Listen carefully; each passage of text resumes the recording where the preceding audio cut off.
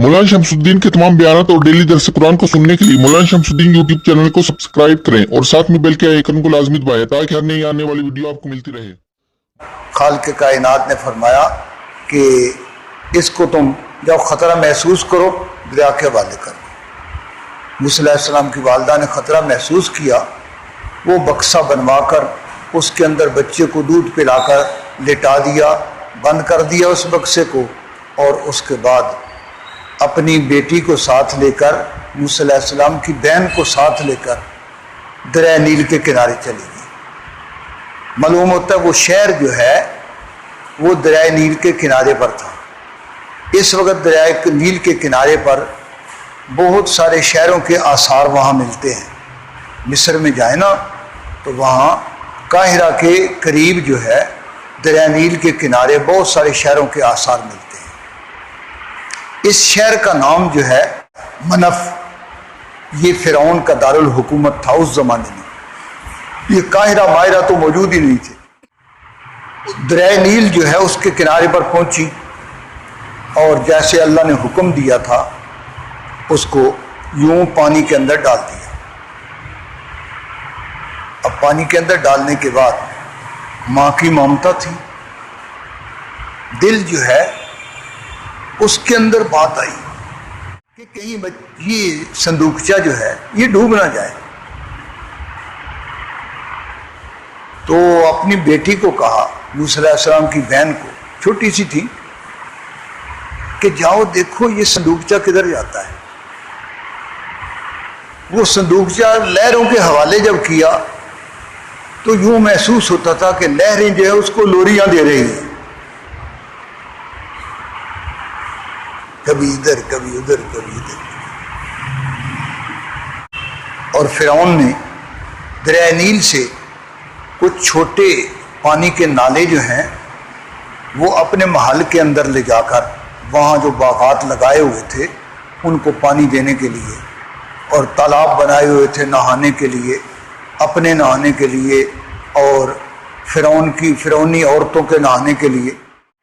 कैसे अयाश लोगों का है तरीक़ेकार। तो हुआ अब मूसा अलैहिस्सलाम की बहन जो है उनको वो फरमाया कि तुम उसको यूं सीधा ना देखना, बस अपनी एक आंख से यूं देखते रहना और साथ साथ चलते रहना और देखना ये कहाँ पहुँचता है। तो चलते चलते जो है फिरौन के महल्लात के करीब जब पहुँचा तो ये संदूकचा बहकर उस नाले की तरफ आ गया जो नाला फिरौन के महल के अंदर जाता था। और वहाँ फिरौन की खुद्दाम कई जो है वो कहने लगे ये संदूक क्या है। उन्होंने कहा लकड़ी है कोई। दूर से देखा ना, उन्होंने कहा नहीं लकड़ी नहीं है, ये तो कोई बक्स मालूम होता है। और ये कोई दरिया तो नहीं है तुम्हारा चनाब दरिया जो गांव के गांव बहा कर ले जाए सैलाब में। दरिया नील का पानी तो चश्मों का पानी आता है बहकर। तो कहने लगी ये कहीं से पता नहीं कि कहाँ से आ गया बक्सा, आज तक तो ऐसा हुआ नहीं। बहरहाल दो तीन ने छलांग मारी और पानी में से उस बक्से को उठा लिया। जब उस बक्से को उठाकर लाए माल के अंदर तो मलका जो है उसने उसको खोलने का हुक्म दिया। ये मलका कौन थी? हजरत आसिया, जिनको अल्लाह ने जो इरादा किया था नेक, असा यनफाना और नत्तखिज़हु वलदा, आदमी की नीयत पर बहुत कुछ दारो मदार है। इन्नमल अमालु बिन्नियात, अमलों का दारो मदार नीयतों पर है। देख लो कितनी आला नीयत थी, अल्लाह ने उस आला नीयत का ये बदला दे दिया कि ईमान की दौलत से नवाज दिया। फिरौन के घर में ईमान कहाँ? ईमान की दौलत उसकी नीयत ये थी कि हम इस बच्चे को पालेंगे, इसको बेटा बना लेंगे।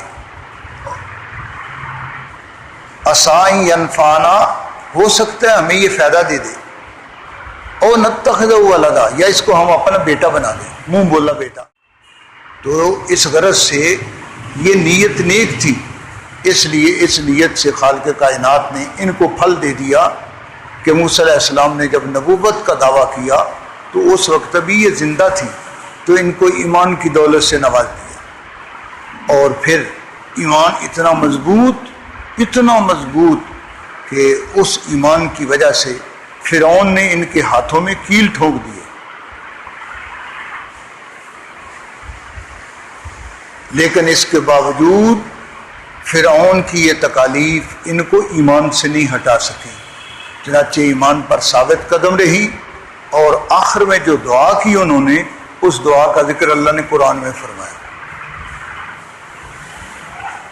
فرمایا رب ابن لی عندک بیتا فی الجنت، اے اللہ فرعون کی تکالیف اس سے میں پریشان ہو گئی، میرے لیے جنت کے اندر ایک گھر بنا دے۔